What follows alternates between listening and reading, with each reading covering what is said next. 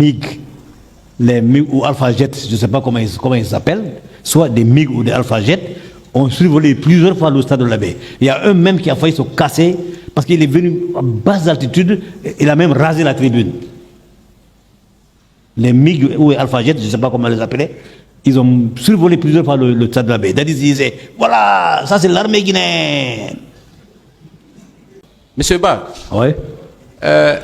Vous avez dit dans votre déclaration de partie civile et à la barre ici, avoir assisté à l'arrivée du colonel Thieboro, n'est-ce pas? Oui. Et est-ce que vous maintenez la déclaration selon laquelle il est arrivé avec plusieurs éléments? Il est arrivé avec des gendarmes. Quelqu'un m'a dit Thieboro. Quand il est arrivé, quelqu'un dit, ah ça c'est Thieboro ça. On a vu, mais de toute façon, il ne sort jamais seul. Dites-moi, quand vous dites plusieurs, c'est des dizaines de personnes, j'imagine. 3-4 véhicules. 3-4 véhicules. Et à cette barre de ce tribunal, le colonel Thieboro a déclaré ici, sans sourciller, qu'il est arrivé au stade en compagnie uniquement de son garde-corps. C'est pas possible. Comment? Je dis c'est pas possible. Ce jour-là, non. Il est arrivé avec des gendarmes. Vous dites que ce n'est pas possible puisque vous étiez là. Assisté là. N'est-ce pas? Oui. Alors, n'est-ce pas une contre-vérité? Non, ça je ne le dis pas. Très bien. Vous me laissez la responsabilité de conclure. Oui. Merci.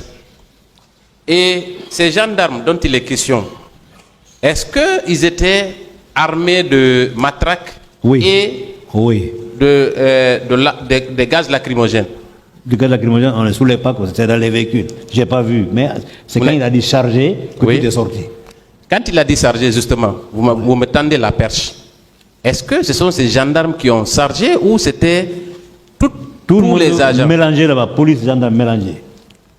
Dès qu'il a ordonné de charger, immédiatement, ça a dégénéré. Ça a dégénéré. Je le confirme.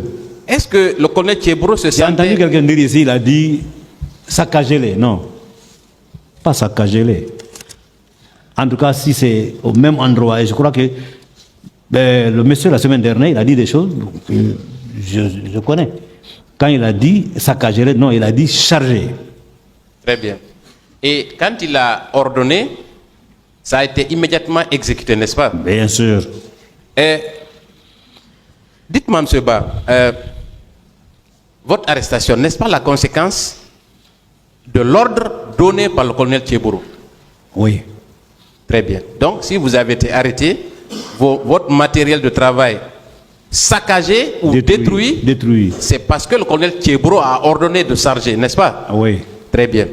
Alors, dans ces conditions, est-ce que il n'engage pas sa responsabilité dans ses actes? Et que c'est l'origine du désordre. Très bien. Donc, on peut considérer que l'ordre qu'il a donné a sémé le désordre, n'est-ce pas? Sur place, oui. Dites-moi, est-ce qu'à cet endroit-là, il y a eu des coups de feu? Non, je n'ai pas entendu. Il n'y a pas eu de coups de feu? Je n'ai pas entendu. Très bien. Et le mort dont vous avez parlé, est-ce que c'était au même moment? Comment? Vous avez parlé d'une personne qui avait été tuée? Oui.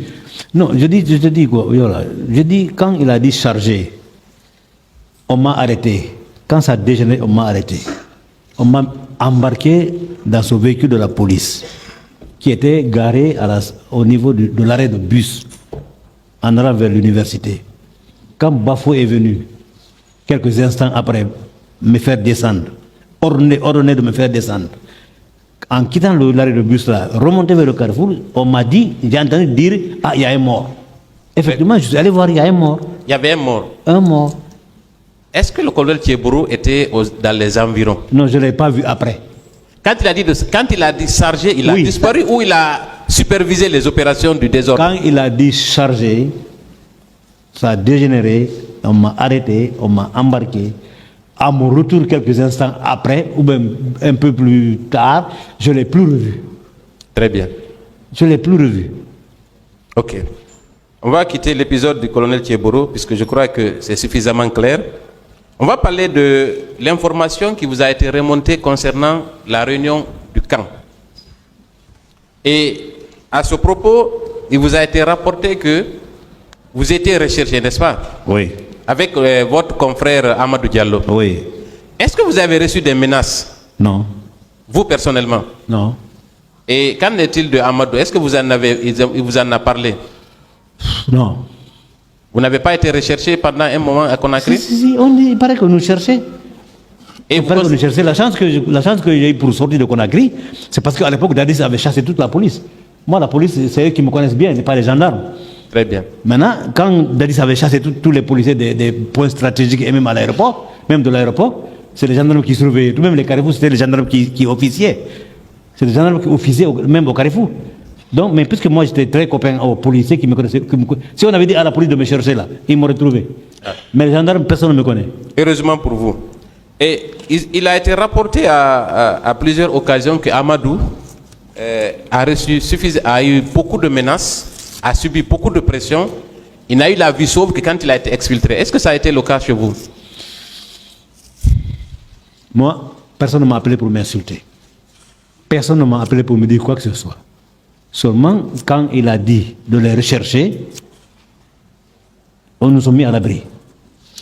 Parce que quand le président de la République dit, le chef de l'État dit à quelqu'un, à ses hommes, cherchez telle personne, c'est fini. C'est fini, tout est parti là. On pouvait nous trouver partout. Surtout que beaucoup connaissent moi. Très bien. Concernant cette réunion toujours, est-ce que dans ce box des accusés, à part celui qui vous a alerté, est-ce qu'il y a d'autres membres de ce box qui ont assisté à cette réunion? Je ne sais Non, pas. pas pour les nommer. Je ne sais pas, je n'étais pas là. Merci, M. Ba. Je vous remercie, M. le Président. Merci, Monsieur le Président, honorable assesseur. Monsieur Ba, Oui. est-ce que vous confirmez que lors du meeting organisé par le capitaine Dadis Camara à l'Abbé, des avions de guerre ont survolé l'espace aérien de la ville de l'Abbé? On avait eu du mal à enregistrer parce que les MiG ou Alpha Jet, je ne sais pas comment ils s'appellent, soit des MiG ou des Alpha Jet, ont survolé plusieurs fois le stade de l'Abbé. Il y a un même qui a failli se casser parce qu'il est venu à basse altitude, il a même rasé la tribune. Les MiG ou Alpha Jet, je ne sais pas comment les appeler, ils ont survolé plusieurs fois le stade de l'Abbé. Dadis disait, voilà, ça c'est l'armée guinéenne. Est-ce que vous confirmez que le bruit de ces avions et le feu que crachaient ces avions ont paniqué tous les citoyens qui étaient là, tous les manifestants? Je ne sais pas si ça les a paniqués, je ne suis pas dans l'esprit de tout le monde. Est-ce que vous étiez paniqué quand même? Un peu paniqué, ouais, mais comme j'ai l'habitude de voir les Alpha Jet ici, ailleurs, bon. D'accord. Alors, venons-en au niveau du colonel Moussa Tchebrou Kamara. Lorsqu'il a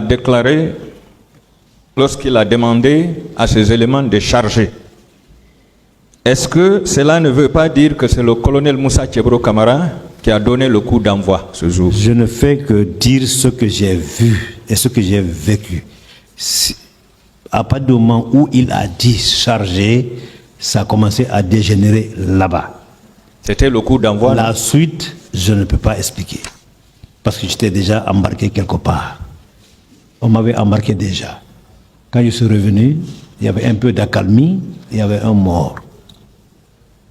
Est-ce que C'est le coup de pioche qui a déclenché l'affaire dehors, mais pas à l'intérieur du stade, hein, dehors.